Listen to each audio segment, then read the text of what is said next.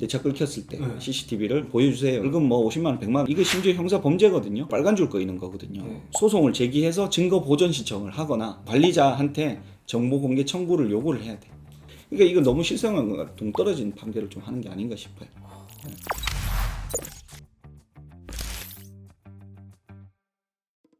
구독, 좋아요, 알림 설정 좀 해줘요. 사건 안 맡기셔도 알림 설정이라도 해달라고. 그거는 뭐 아니 사건을 맡겨야 돼. 안녕하세요, 구독자 여러분. 최근에 이제 대법원에서 CCTV를 정보의 주체의 동의 없이 보기만 하더라도 개인정보보호법 위반이 될 수 있다라는 판결이 나와가지고 실생활에서 너무나 자주 발생하는 일이거든요. 그래서 이거에 대해서 이제 앞으로 어떻게 하셔야 되느냐 이걸 한번 살펴보도록 하겠습니다. 앞으로 개인적으로 CCTV를 열람하는 건 불법이 되는 건가요? 그렇죠, 안 되는 거지. 예. 그러니까 정보 주체, 그러니까 정보 주체를 하면 그 CCTV 주인을 말하는 게 아니고 찍힌 사람을 말하는 거예요. 그게 개인 정보잖아요. 그 사람의 얼굴, 뭐 어떤 여러 가지 그게 개인 정보거든요. 그 정보 주체의 동의 없이 관리자가 허락해 준다고 같이 시청을 해버리거나 이러면 안 되는 거죠. 여러분 언제 이런 거 많이 시청하냐면 내 차 끊겼을 때라든지 아니면 뭐 어떤 이렇게 확인해 보고 싶어서 그 이제 건물 관리자나 아파트 거기나 CCTV를 이거 좀 보여주세요. 이거 자체가 아예 범죄가 돼버렸어요. 지금 개인정보보호법 71조 5호에서 제59조 제2호를 위반해서 업무상 알게 된 개인정보를 누설하거나 권한 없이 다른 사람이 이용하도록 제공한 자, 개인정보를 제공받은 자, 그러니까 동의 없이 개인정보를 제공받으면 이거를 처벌한다는 규정이 있었던 거예요.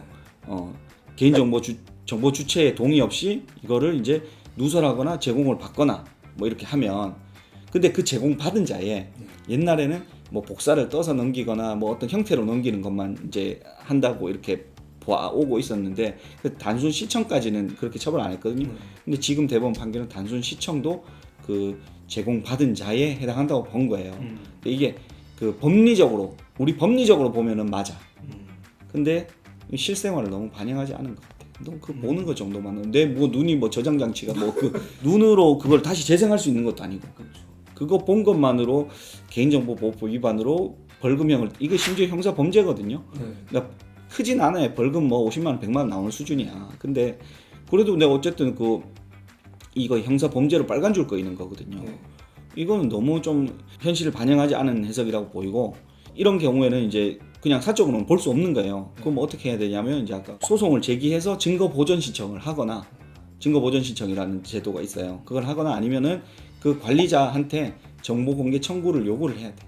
예를 들어 그게 국가나 이런 공공기관이라면 정보 공개 청구를 할 수 있고, 사인이라면 사인한테는 그냥 예를 들어 부탁만 좀 해놓는 거야. 대신 그걸 좀 확인해 주셔서 만약 있다 그러면 좀 저장만 따로 해둬라. 근데 그게 잘 안 되면 그냥 빨리 소장 넣고 증거 보전 신청해야 돼요. 근데 그 CCTV가 대부분 1, 2주, 한 달. 그러니까 그래서 빨리 해야 되는 거야. 그런 상황만 빨리 알리면 판사가 빨리 결정을 해주거든요. 그래서 하루 이틀 만에 없어지는 건 그건 어떻게 할 수 없는데, 일주일 안에 거면 바로 그날 준비해서 그날 신청서 넣으면 판사가 하루 이틀 안에 바로 결정해줘서 되긴 돼요. 일주일까지 보전해주는 거. 근데 이거를 그러면 일반인 입장에서는 야 그러면 증거 보전 신청은 소거하나? 왜 이래? 뭐 아무나 다 할 수 있는 거냐? 이게 얼마나 일반적으로 하기에는 힘들어요. 그래서 이게 또 걔네 변호사 비용만 유발시키는 거야. 어떻게 보면 저한테 얘기하더라도 저도 그거는 비용을 받기는 받아야 되거든요. 내가 할 일도 다 있는데 다만 적게라도 그 비용을 받아야 되는데, 그러니까 이건 너무 실생활과 동떨어진 판결을 좀 하는 게 아닌가 싶어요. 이런 경우에 만약에 이제 좀 마음에 안 들면 이거 바꿀 수는 있어요. 어떻게 바꾸면 좋을까요? 어디요? 판사를 이길 수 있는 건 누구? 검사? 그게 아니고 이제 국회의원. 왜? 선출된 권력은 굉장히 무서운. 그래서 국회의원은 법을 개정할 수 있잖아요. 아예 이 제공받은 자의 개념에서 규정을 그냥 제공받은 자의 개념에 단순 시청은 해당하지 않는다고 법에 뭐 박아버릴 수도 있는 거예요. 개념을 바꾸거나. 그래서 국회의원들이 해주면 돼요.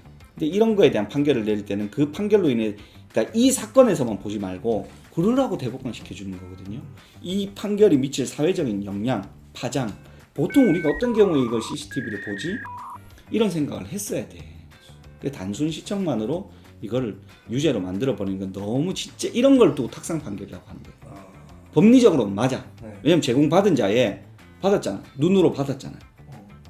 거기까지도 해당하는 것을 보는 게 맞다라고 네. 보는 게 나는 법리적으로는 잘못되지 않았다고 네. 해요. 근데 현실적으로는 완전히 잘못된 거죠. 음.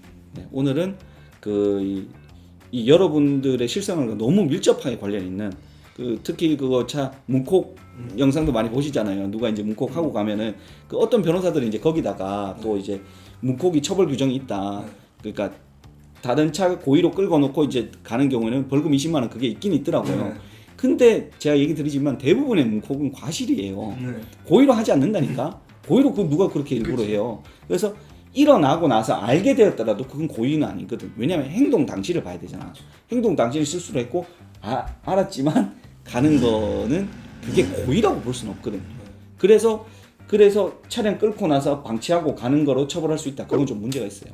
그 벌금 20만 원으로 처벌할 수 있으니까 형사범죄라고 얘기하거든요. 그게 아니라니까. 근데 고의로 박아놓고 가는 게 아니고 실수로 실수를 했어. 근데 박혔는 걸 알면서도 가는 거 이게 형사범죄라고 보기는 좀 어려운 면이 있어요. 근데 여기까지 형사범죄라고 본다고 하면 고소를 해서 또 경찰이 확보하게 할 수는 있어요. 딴 얘기로 흘러가는데 그래서 이게 여러분의 일상생활과 너무 밀접하게 관련이 있거든요. 그래서 이 판결의 의의와 앞으로 이제 좀 이거에 좀 아쉬운 점이나 이런 걸 한번 살펴봤어요. 네. 여러분들 생활에 굉장히 도움이 되는 얘기거든요. 이상입니다.